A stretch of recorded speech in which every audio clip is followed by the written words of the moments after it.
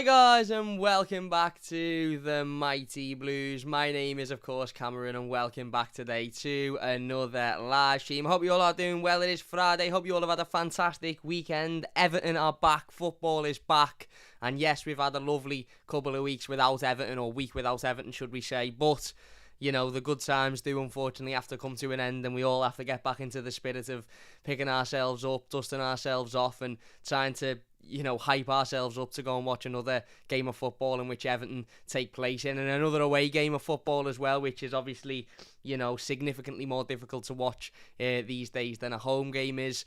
We are away to West Ham United on Sunday, of course. I will be making the trip down to the London Stadium on Sunday morning. I believe the coach leaves at something like 6:30, 7 o'clock in the morning in order to get to the ground in time for the game. So hopefully it's not as much of a disaster as Spurs was, or as Crystal Palace was more recently for those Blues that travelled down. However, I am absolutely not confident that it won't be another repeat of those two performances, and that's just because of how bad Everton are as a football club at the moment, and how bad this team are performing, not just away from home, but at Goodison Park as well. We haven't been particularly great. I was watching the overlap, Sky Bet overlap yesterday, and Baz from, you know, obviously Baz from Toffee TV, you all know Baz was on it, talking to Jamie Carragher about Everton, and they were talking about that Newcastle game, and Jamie Carragher made a point of saying, yeah, but Everton weren't very good in that game against Newcastle, and I actually agree with Jamie Carragher, and Baz was spot on in what he was saying about that. You know, it's not about performances at this time of year, it's not about performances, you know, in the situation that Everton are in, it's all about points and winning games. And if Everton win, you know, on Sunday, and we're absolutely dreadful and it's an awful performance, but we managed to somehow come away with the 3 points, then I'll be absolutely over the moon, because as Baz quite rightly said, and as I think we'll all say, is that performances at this point mean absolutely nothing. It's all about results. You know, you can perform brilliantly and get nothing out of a game, i.e., you know, the game against Manchester City, which ultimately, okay, was a good performance, but we lost it, so it doesn't matter. Or you can perform not so well and get 3 points, i.e. Newcastle game, which obviously give us a much better feeling than City. So, you know, again, this one on Sunday is absolutely massive. We're coming up against a really good, really well organised West Ham United team. A West Ham United team currently sitting 7th in the Premier League after 30 games played, 14 wins, 6 draws, 10 losses, 48 points. What I would give for Everton to be anywhere near 48 points at this point in the season would be, I'd give a lot. Put it that way, I would give a lot. 6 points off 4th, of course, still very much in a race for the Champions League places. Whether they will get there or not is a different question. Only a couple of points behind the likes of Manchester United and Spurs, Arsenal. You know, as I said, 6 points ahead of West Ham. So a very, very well organised West Ham United team, and exactly the type of West Ham United team that you expect given their manager David Moyes. You know, I don't think there's a group of fans or a fan base that knows David Moyes and David Moyes' style and way of playing and way of doing things more than the Evertonians do. And what we're seeing with this West Ham team now is very similar to what we saw for years at Everton whilst David Moyes was here. An organised team, a team that fought for the badge, a team that fought for the club, a manager that, you know, understood how to set the team up and how to, you know, how to approach various different games with various different systems. And whilst they mightn't be the best players in the world, whilst they mightn't be the most unbelievably talented group of players, he certainly gets the absolute most out of them, and he's getting them to a point now where they're competing in European competitions. They've just beaten Seville in the Europa League, and we all know Seville are the kings of the Europa League. I think they've won it more times than anybody. Didn't they win it 3 seasons on a bounce or something a few years back? They've just beaten them to see themselves into the quarter-final of the competition. They're currently, as I said, sitting, you know, only 6 points off 4th. So West Ham could very comfortably go even further in the Europa League, potentially even to a final, who knows, maybe even win it, and finish within the top 5 or 6 places in the Premier League. And that's just how organised David Moyes has got this West Ham team, because when you actually look at West Ham's side on paper, and when you actually look at their playing staff, there's not really one player that jumps out at you as, oh my god, they're unbelievably, you know, talented. Yes, you've got Declan Rice, who okay, maybe the exception, and, you know, he may be the one I suppose that you look at and think he's their sort of star man, but the rest of the team, Antonio, you know, 3 or 4 years ago, you wouldn't have really looked at him and thought, yeah, he's going to be a player that'll be playing European football and competing at the top end of the league. You know, Jared Bowen, a good player, but would you have said that about him a couple of years ago? No. Thomas Souček, same vein. Kurt Zuma, again, same vein. So, you know, it really does go, I think, sort of underappreciated quite, the job that David Moyes has done at West Ham, and how sort of well he's managed to structure this West Ham team, considering he took over them in a pretty dross situation. He took over them when they were, fighting for survival, and similar to what Everton are at the moment, really. So if Frank Lampard can turn Everton into anything similar to what David Moyes has turned West Ham into, then it would be a miracle at this point. But we know this is going to be a massively difficult game, not only because of everything I've just mentioned about West Ham, but also because Everton are absolutely shite away from home. And the title of this live stream is Frank Lampard challenges Everton players, and that full title was going to be Frank Lampard challenges Everton players ahead of West Ham test, but it wouldn't let me have it that many characters. But if you're wondering what that title means and what the relevance is of that title, that's because during his pre-game press conference today, Frank Lampard actually said that he challenges the players to show what they've got, show what they can do, come out and show their character. And that worries me a little bit, to be honest with you, because I don't think what we've seen in recent weeks, i.e. Palace, i.e. Tottenham, i.e. Wolves, i.e. the plenty of other games in which these players have turned up, absolutely shit themselves and given up halfway through a game. I don't think that's, they're anomalies. I think Frank Lampard might see those performances as maybe not the real Everton, or not the real sort of representation of these players, and maybe that's because he sees them day in, day out, and maybe that's because he talks to them, and maybe that's because they tell him how much they care about the club and how much they love the club and this, that and the other. But when the manager's coming out and saying he challenges the players to show what they can do and what they can bring, it sort of worries me a little bit, because I think what we've seen in recent weeks is what they do and what they bring. So I sort of would say I challenge the Everton players to show me something different. I challenge them to go out away from home and actually not shit themselves. I challenge them to go out away from home and actually not look around the stadium and think, oh my God, we haven't got 38,000 Evertonians here, so we're going to shit ourselves. I mean, we're talking about professional footballers here.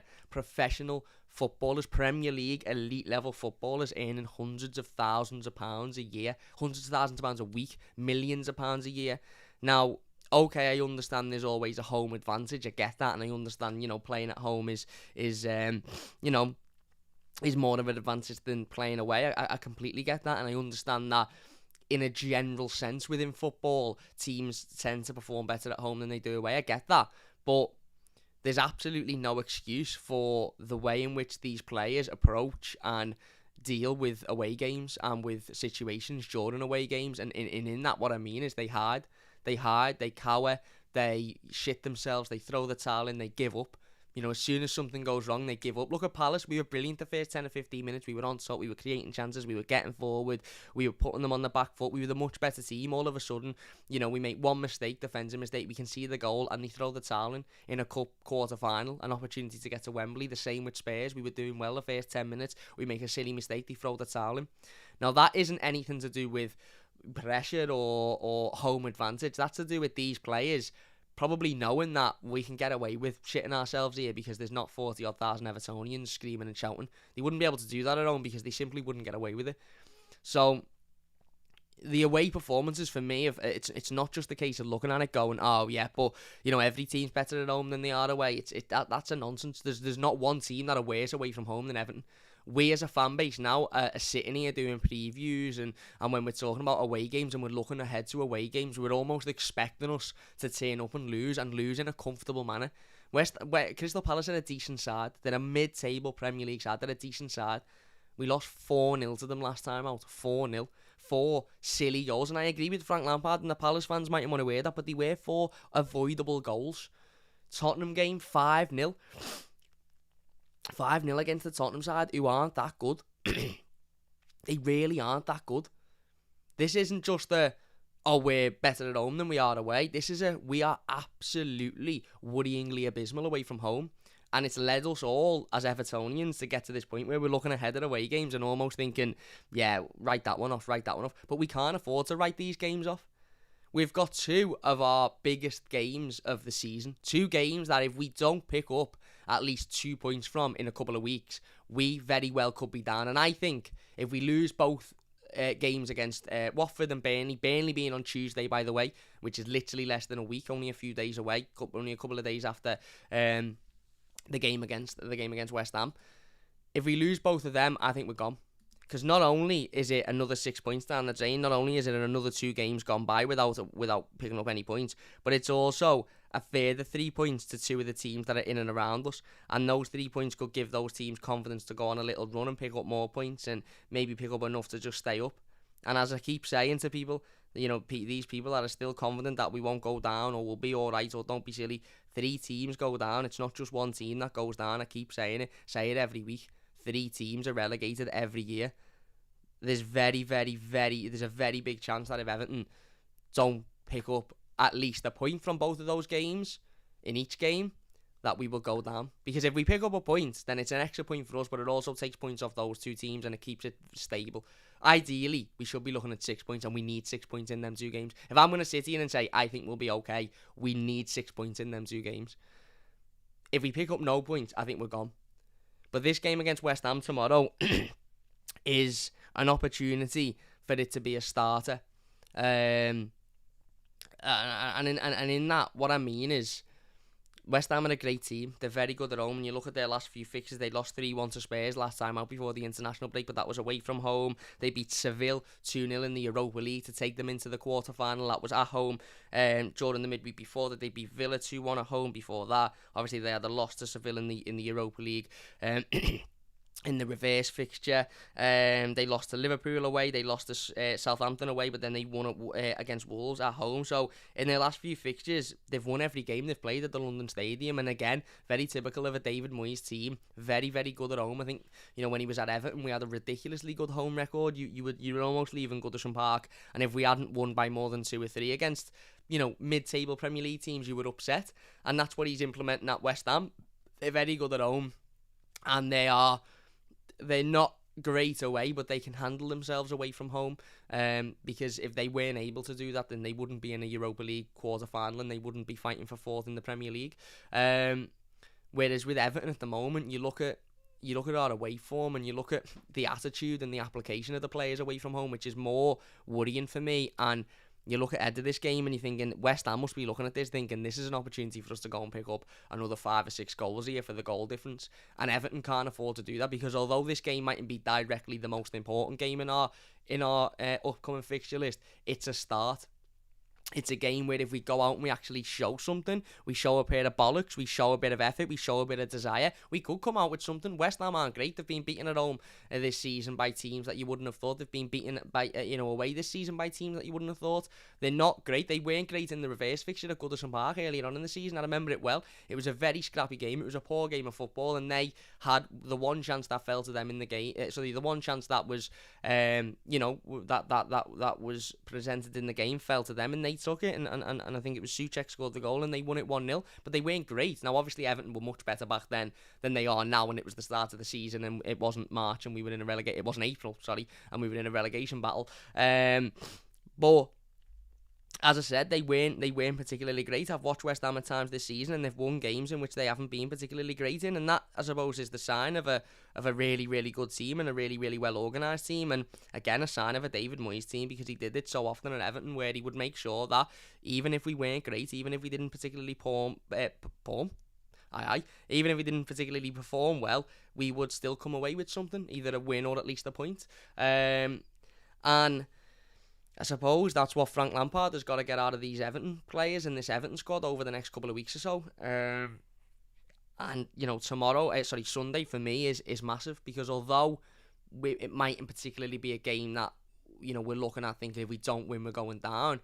If we go out there on Sunday, put it this way, and we put in another shithouse, gutless disgrace of a performance, and we all leave that stadium on Sunday, or we all stop watching the game thinking, fucking hell, we are so bad the way the players have thrown the towel in again, the players have given up, they've done this, they've done that.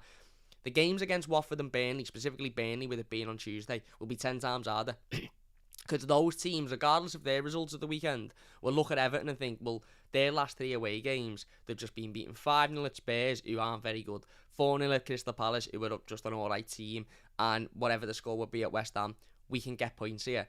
And Burnley will make it ridiculously difficult for us, and if past performances are anything to go by, we'll shit ourselves there, and again, could come away with nothing. And they will obviously be fighting for their lives, so they'll be wanting to come away with the 3 points. Same with Watford. Whereas if we go out there on Sunday and we actually put a performance in, and we battle, and we give that desire, we give that fight, we give that commitment, then we could come away with something. We could comfortably come away with something. We could come away with a point. We done it at Stamford Bridge. Chelsea are a better side than West Ham. We stuck 11 men behind the ball. We worked hard. We fought. We battled. And we come away with a point. And we come away with a point with a team out that was full of young players, very few who have had Premier League experience, because Rafa Benitez effectively threw that game, and yet we still managed to come away with something. But for me, I'm not going to say it's performance over result, because it's not performance over result. It's never performance over result in football for me. I think that's a nonsense. I think that's something that Roberto Martinez used to say often during his time at Everton, and I think it was an absolute nonsense.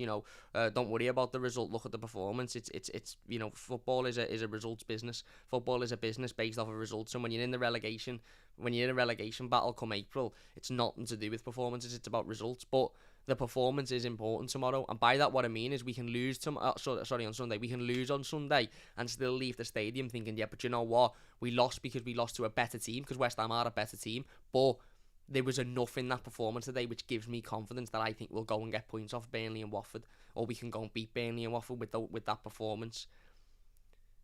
But if we come away and again with another 4-5, 3-0 defeat, and the players have thrown the towel in and there's not much effort and there's not much desire, then I don't know what I can sit here and say on Sunday evening or Monday, afternoon when we do the review, other than I just don't see how we. I said a couple of weeks ago, and I still stick with it now. I don't think we'll pick up another single point away from home this season.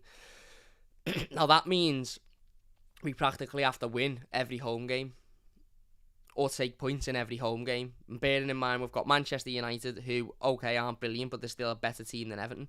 And we've got Chelsea at home, who are obviously at a much better side than we are. And we've got a couple of difficult, fixtures in that as well, in Leicester and teams like that. And as I said, Wolves proved the other day that if you're a decent Premier League side, you can turn up at Goodison and win. So we really can't afford to not pick up another point away from home this season. But the performances that we've been putting in would suggest that we aren't going to do that.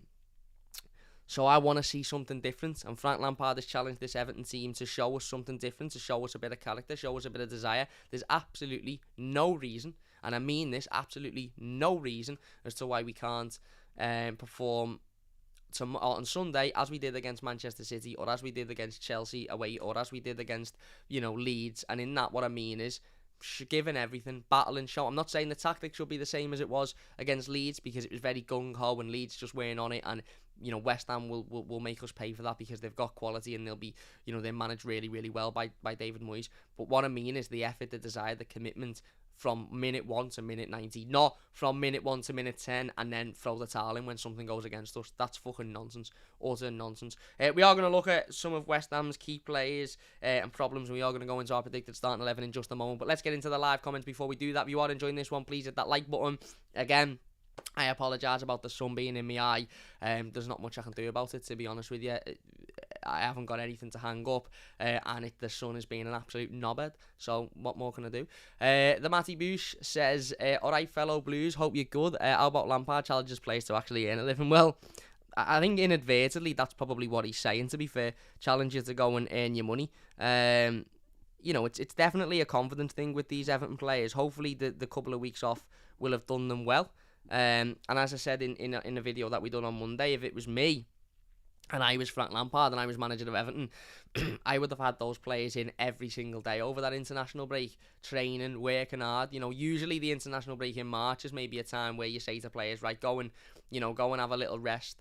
Go and have maybe go away for a couple of days, refuel, re-energise, whatever. If you're not away with your country, then, go and have a couple of days. But if I was Everton and Frank Lampard, I'd say, no, none of you deserve an holiday. You're in every single day. And if you're not training, because people would say, oh, well, you don't want to overtrain them and overwork them. You're having meetings, or you're having tactical meetings, or you're sitting down with the physios, or you're doing this, or you're doing that. But you're in every single day, because we're not in a position that warrants holidays or rests. Is Cam being late Ned's fault? It is Ned's fault. It is. He just texts me, actually. He texts me every time I'm live streaming. No one, I can't text him back. The TheMightyBlues says, definitely, even if it's not him, back to reality, Cam. Peter says, hello, Cam. We're all looking forward to Sunday. Well, I am actually looking forward to it, to be honest, because I'm going the game. And even though I know that the likelihood of us getting something positive is slim, I still look forward to going away. I like the coach, I like the journey, I like the atmosphere, I like all of that. So I am actually looking forward to it. Calm, are you slightly tempted to rest our best players, both of them, for Burnley? No, because I don't. Again, no, because I think if we get a hammering on Sunday, pardon the pun, I think Burnley is 10 times harder anyway. So I think we've got to put a performance in on Sunday. Points mean prizes, says the Matty Boosh. Peter says, I've been watching that overlap cam, it's good stuff, it is. Points mean Premiership, says Glenn. West Ham rubbing shoulders with Barson and Inter, the fuck happened. There you go. David Moyes, this Everton team needs more characters, it does, and leaders, you're spot on, but we can't address that until the summer, and we've got what we've got, and the manager's got to deal with what he's got. Lampard did give a Yerry Mina update. He said that he hopes he'll be back in training over the next couple of weeks or so, so nothing to talk about too much at the moment. Give me half their money and I'll play shit, but with more heart and desire, says the Matty Boosh. Me too. Players should be placed on it, only get paid when they win. I'm sure we would see a different side to Peter. We would, but it's probably also illegal to do that in this day and age. Big Yerry back in training, need him ASAP. We do. You can almost put money on Watford to beat Liverpool. Yeah, it wouldn't put it past me. Cam needs some sunglasses or big curtains. I might actually get a bit. I do need a new curtain, to be fair. I've tried to hang something up, but it just keeps falling down. Listen, it's either this or do it at like fucking 11:30 at night when the sun's gone in and I'm sitting downstairs having just been in the gym thinking I can't be arsed. So here we are. Sky Sports Pundit makes bold prediction on what Everton must do. The Matty B says we lose them games and we are down. No if or buts. Won't get the points elsewhere. I'm not watching the World Cup tour, Carter. More important things to worry about, not a predetermined outcome. Everton predicted 11. Itchy says Hernandez. Interesting. Greeting fellow Blues, says Semi. Yeah. Anyway, let's get straight into it. Bear with me 2 seconds. Pardon me. Yeah. Let's get straight back into the preview then. So obviously we know West Ham have got a plethora of quality, a plethora of ability in their side, players that can hurt Everton and certainly will hurt Everton if we're not careful. The likes of Declan Rice, Kurt Zouma, regardless of his off-field actions, which we won't talk about. Antonio, Jarrett Bowen, Ben Rama, obviously Nikola Vlasic, formerly of Everton, Thomas Souček, as we mentioned. Then they've got a really, really good side. West Ham, a side of players that will work, will fight, will show that desire, will show that commitment, will show that passion, and battle for their team and ultimately work for David Moyes. And that's what David Moyes demands. David Moyes demands players that will give 110%. He demands players that are fully committed to the cause, fully committed to giving everything when they're on that pitch. And if they don't give everything when they're on that pitch, they're not in a David Moyes side. It's as simple as that. And that's why West Ham are where they are, and that's why David Moyes has been able to build West Ham to what they are now, which is he's built them from a team fighting for their survival in the Premier League to a team not only fighting for Champions League places, but in the same in the same year, in the same season, in the same sort of period, fighting for a place in the Europa League final, and maybe even going to go on and win that competition. So what he's done at West Ham is absolute wonders, and he's done it with some real quality, and Frank Lampard has got to be able to put out a team that can nullify certainly Declan Rice, because one thing I found in the reverse fixture at Goodison Park earlier on in the season is Declan Rice really consoled that game. We just allowed him far too much space, we allowed him far too much time on the ball, and he just found it easy. Let's be honest, let's be perfectly honest with ourselves. He found it easy to console the game. He moved the ball around far too easily. It was just simple for him, and Everton have to be, and Frank Lampard has to be aware of that, and Frank Lampard has to be aware of the quality of Declan Rice, and I'm sure that he will be, because again, he's a centre midfielder, and obviously I think Declan Rice grew up in the Chelsea academy as a Chelsea fan. Frank Lampard will have been in and around the club at that time as well, so we will be aware of the quality that Declan Rice possesses, and Frank Lampard needs to be aware of the ability Declan Rice has to control a game of football. Obviously the midfield is another big thing, another big situation on Sunday, another big question: who plays in there? Obviously we're still without Alan, which is ridiculous, but obviously a massive miss. Fabian Delph apparently is still injured. I don't know why the managers continuously say Fabian Delph is still injured. Fabian Delph is just injured. That's what Fabian Delph is. He's injured. It's not a still injured, or he just always will be injured. And when he's not injured, he will be injured. So he's just injured. So there's no need to even mention him. Tom Davies obviously is still out. You got Dele Alli there, which would be interesting, but I think he falls more under the attacking style of player. So it will be really, really interesting to see the team that Frank Lampard goes with. We are going to give our predicted starting 11 in just a second. But as I said, for me, it's all about nullifying that midfield of West Ham's. Thomas Souček, Declan Rice, players that can certainly tear teams down and hurt teams if they're allowed to control the ball, if they're allowed to control the play. And, maybe Frank Lampard's tactic on Sunday will be throw 11 men behind the ball and just sort of, again, keep it simple and don't allow them any sort of time or space in the middle of the park. But sort of almost concede possession in the sense that we're away from home and we just need to get something out the game, or maybe it'll be a bit more attacking, I don't know. But the reality is, it doesn't matter which system or style or tactic Frank Lampard employs, this falls on the players to give everything from minute 1 to minute 90 and not absolutely shit themselves if something goes wrong. Anyway, let's get into our predicted starting 11 on the back of that conversation. What better time to get into our predicted starting 11 than now? In goal, I'm going for Jordan Pickford. Obviously, played against Crystal Palace in the absence of Asmir Begovic, who I think would have played had he have been fit. Obviously, played really, really well, Asmir Begovic, against Newcastle the week prior, but was ill for the game against Crystal Palace. I do think, obviously, Jordan will remain because he's the number one goalkeeper. He's done well on international duty with England. From what I saw, I didn't watch both games in their entirety because I'm not arsed. But yeah, I think Jordan will start in goal. I don't think anybody would have any real problems with that. I am going for a back five. I know some people won't like it, but the reality of the situation is we're coming up against a good team, a team with a good attack, a team with a good midfield, and ultimately we're away from home. And I've said it time and time again, for me, the tactic away from home should be 11 men behind the ball, use your fullbacks to try and get width and try and get, balls into the attackers, and ultimately just defend. And if you can't come away with a win, then don't lose the game, because it's just all about picking up points at the moment. I'm going for Vitaly Mykolenko at left back. I think there's absolutely no, or left wing back, whatever you want to call it. I think there's absolutely no need for John Joe Kenny to play there now. I think John Joe has proven that positional wise, he's not very good. Defensively, he's not very good. He will give everything. He will battle. He will work hard. He'll throw a tackle in. I get all of that. But the reality is, as soon as he comes up against a half-decent Premier League player, he is exposed. And West Ham have got plenty of players that are at better and higher level than half-decent Premier League. So I just don't think John Joe can play in there. I'm going with Mykolenko. Yes, defensively, he has been called into question, but he's only new to the league. He's still young. He's got a lot to learn. And on top of all of that, I think he offers much, much more going forward than John Joe Kenny or Ben Godfrey will. And as I said in the video on Monday about what Frank Lampard needs to do to turn the tide at Everton, I think we really, really have to start playing to Dominic Calvert-Lewin's strengths. We know that if you put crosses into Dominic Calvert-Lewin, if you aim for his head, if you put balls into the 6-yard box, he will score goals, he will take chances. He scored a hat-trick against West Ham last year in the FA Cup. So we know that if you give him the opportunity to do so, he will take chances, he will score goals. He's not a striker that's going to turn on the halfway line, take 4 players on and blast it in from 30 yards. He's not going to do that. But if a ball's bouncing around in the 6-yard box, he's likely to be on the end of it. So I am going with Vitaly Mykolenko at left back. 3 centre-backs, I'm going with Ben Godfrey, Michael Keane and Mason Holgate. Yeah, I've gone with a 3 at the back, 5 at the back, whatever you want to call it. Yerry Mina isn't fit.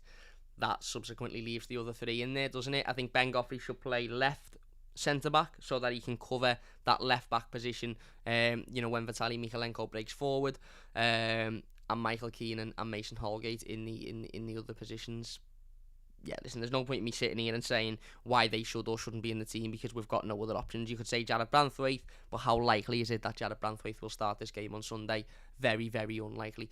And then right wing back, I'm going for Nathan Patterson. Again, I don't see a reason as to why Seamus Coleman should play. Some people will say, oh yeah, but we haven't played for a couple of weeks and he's had a rest. I think he actually went on international duty with Ireland and played. I might be wrong on that one. But for me, listen, let's just get it straight. Seamus offers nothing going forward. He offers absolutely nothing going forward. And in that sense, I just don't see how he's going to work as a fullback in this day and age. 4, 5, 6 years ago when he had his pace, when he had his stamina, when he had all of that, yeah, brilliant, absolutely. When he was offering things going forward, scoring goals, getting assists, absolutely. In this day and age, he doesn't offer anything going forward, so he's not going to work, and he's not going to work as a wing back because he thinks he's playing rugby, and by that what I mean is every time he's got the ball in a forward position, he turns back round. So for me, it just isn't going to work with Seamus. It isn't going to work. I think defensively he's not very good, and I think again the attackers at West Ham could cause him issues. And whilst Nathan Patterson might be the best defender, he's got natural pace, he's got natural stamina, and he's got a point to prove. So that will edge his performance over Seamus Coleman's anyway. So for me, he deserves his chance. He's had a couple of games for Scotland in midweek. He's looked good. He's looked threatening. He's looked like he's a problem for opposition players. And for me, I think it's time now for Frank Lampard to take that risk. And you know what? If he takes the risk and we lose the game and Nathan Patterson makes 3 mistakes that directly lead to goals, then you look at Burnley and you think, right, I'm putting Seamus back in because he's more experienced than this, that and the other, and we need to really get something out of this game. But for me, I think it's time for Nathan Patterson now. I don't think Seamus Coleman can do anything on Sunday that will shock any of us. Yeah. So there you go. In the midfield, I'm actually going for Abdoulaye Doucouré, Donny van de Beek, and then Anthony Gordon in the sort of 10 role. I've taken away the wingers. Now, you might be surprised with that. You might say, oh, you can't take away the wingers, Cam. But from what I've seen in recent weeks and months at Everton, is for as good as Anthony Gordon has been, and for as good as Damari Gray has been this season, neither of them provide any sort of service for the strikers. It's as simple as that. You know, they cut in on their own and they can create chances themselves via shooting from wide areas, and Damari Gray scored a couple of goals like that have won games, and Anthony Gordon's cut in and done it a couple of times as well. But when it comes to putting balls into the box for Dominic Calvert-Lewin and Richarlison, neither of them do that. So I'm relying on, in this formation, in this situation, I'm relying on the wing-backs doing that, putting those balls into the box, creating those chances. And I've actually got Gordon in the sort of 10 role and Gray not in the team. Now, I don't think Gray's been particularly great since he's come back from his injury, and I think he maybe needs a little bit of time, or maybe just even a game out of the team, or an opportunity to come off the bench, which he, to be fair, he would have had against, he did have against Crystal Palace, but obviously he come on after about 15 minutes because of Townsend's injury. And I'm playing a bit of a different position. Anthony Gordon play maybe sort of in front of the two centre midfielders. Again, allowing him to play the ball in behind for Richarlison, not in behind for Dominic Calvert-Lewin. I just think him playing on the wing at the moment, it's very easy to defend against, because the opposition teams know, although he's good, although he's quality, although he works hard, although I absolutely love Anthony Gordon, all as they know is that he's going to cut in and either try and have a shot or try and play the ball back through the middle, and it's simple to defend against. Whereas you've got him in the middle of the park, creating space and creating and moving left and right and fluctuating, I think it's a little bit more difficult. Obviously Abdoulaye Doucouré and Donny van de Beek are in there. Andre Gomez, for me, shouldn't play in an Everton shirt again. Now, Abdoulaye Doucouré was awful last week against Crystal Palace. He was absolutely dreadful, but again, same situation as the centre-half situation. What else are we going to do? Who else have we got in there? Donny van de Beek hopefully can put a performance in similar to the one against Leeds or Manchester City, not the one against Tottenham. And then I've gone with Dominic Calvert-Lewin and Richarlison up front as a strike partnership. As I said, you know, some people mightn't be happy because Damari Gray's not in there, or Iwobi or whatever, but I just think, as I said on Monday, I think we really, really need to start playing to the strengths of Dominic Calvert-Lewin and Richarlison now. Richarlison scored 3 goals for Brazil in midweek, and they pretty much all were from positions of the ball coming across the box and him being a poacher. We know Dominic Calvert-Lewin's a poacher. As I've said before, he's not somebody that's going to take the ball on the halfway line, take on 3 people and hit it and score from 30 yards. Dominic Calvert-Lewin's goals will come from balls into the box and it's dropping from 6-7 yards out and him getting on the end of it, or him winning headers. He's one of the best headers of the ball in the Premier League, and yet we don't cross the ball in for him, which baffles me. So I think that maybe Frank Lampard should try something different. If he does go with that and we lose, people will say, why are you trying something different? Just stay with the same formation. He'll never be able to win. But what I'm saying is, I just think if you've got Dom in the team, it's pointless having Dom in the team if you're not going to give him service. If you're not going to put crosses into the box, if you're not going to put the ball into that danger area for him to get on the end of. Now, you can do that whilst having Gordon and Gray on the wings. That's very, very possible. But it's important from the manager then that the message to Gordon and Gray is, when you get that ball on the wing, don't just look to cut inside and score a worldie. Look for Dominic Calvert-Lewin and look to put the cross in. Otherwise, he's pointless being there. And very similar with Richarlison. Richarlison can do more with the ball at his feet, I think, than Dom, but he still is a great header of the ball. He's still a great poacher in the box. So you're nullifying their strengths by not putting that ball into them and not giving them that service. And at this period in time in the league, we just need wins, we need goals, we need results. So we've got to play to the strengths of the strikers. I think maybe this formation will do that, but I could be wrong, and I probably am wrong, let's be honest, because why would Frank Lampard listen to me? That's just my predicted starting 11. Let us know your thoughts on it in the comment section down below. If you agree with it, let me know. If you disagree with it, which I'm sure a lot of people will, please do let me know as well. Zagore looks like he's piled a few pounds on, says Phil. I don't know. The Coleman is done, unfortunately. Damn shame. He is. West Ham beat Chelsea last time. Did he? I don't think they did. Eugene says Everton needs to play Nathan Patterson. You love to see it, says Phil. 2-1 Everton, says Everton Blues. Let's hope so. The pie is a sort of minced beef and onion. Proper East End. Oh, lovely that. Lovely that, Phil. Lovely that. June says Patterson and Mikalenko right and left side midfield respectively. Holgate and Godfrey fullbacks, keep it tight. Saying a point. Maybe that's interesting. Maybe. Eugene's going for 3-1. Also that moment you get into the chat and Cam says alright, enough of that, and moves on. Sorry mate, sorry. Semi says always blames Ned. That's what the Toffee TV lads have told Cam. Yeah, they have. Anyway, look, we are going to finish it up there then. Obviously it goes without saying the importance of this game. As I said, result is always more important than performance, and especially when you're in a relegation battle at the start of April. But the performance is important on Sunday, and by that what I mean is we could lose on Sunday because West Ham are just generally a better footballing team than we are. They're set up much better, they're in a much better position, their confidence is high, and they're at home. But it's about whatever the result is, it's about us going out and giving everything, not giving everything for 15 minutes and then throwing the towel in as we have done in the last 3 away games. And to be fair, the game against Wolves as well, which was at home, so it's not even an away thing. We done it against Wolves at home, started well and then threw the towel in. So we need to see a different side to this Everton team, and as I said, although this game might be one that people look at and go, it's not as important as Burnley and Watford, which it probably isn't in the grand scheme of things, every game is important at this time, and if we're going to go out and shit ourselves on Sunday, then Burnley and Watford will be looking thinking, that's a 3 points, that. Whereas if we go out and we make an account of ourselves, we can go into Burnley and Watford and go, no, do you know what? This is a much more winnable game. Let's go out and get the 3 points. So, there you go. Look, pardon me. Let us know your thoughts. If you have enjoyed this one, please hit that like button. It does only take a second if you're new to the channel. Don't forget to subscribe. I'm going to try and do a video tomorrow about Everton's finances. The losses and the report and the account that come out the other day. I'm going to sit down and try and do a live stream about it, talking about it and all of that sort of stuff. So hopefully we'll be back tomorrow. If you have enjoyed, pardon me, I've left me drink in the bathroom so my mouth's dry as fuck. If you have enjoyed this one, please hit that like button. If you watch your YouTube video, leave your thoughts down below and I'll get involved with as many of them as possible. And if you are new to the channel, please do subscribe. Thanks, Cam. Take care, everyone. Says Eugene. See you about the toffee. Says, sorry, that was Eugene. Says, see you about the toffee. Semi says, thanks, Cam. Take care, everyone. Come on, you Blues up the toffees. Is right. Big thanks for watching. Let's hope we can go and get a result. But it's away from home, so who knows. Come on, up the toffees. Leave a like if you've enjoyed it. Subscribe if you're new. And we'll see you after.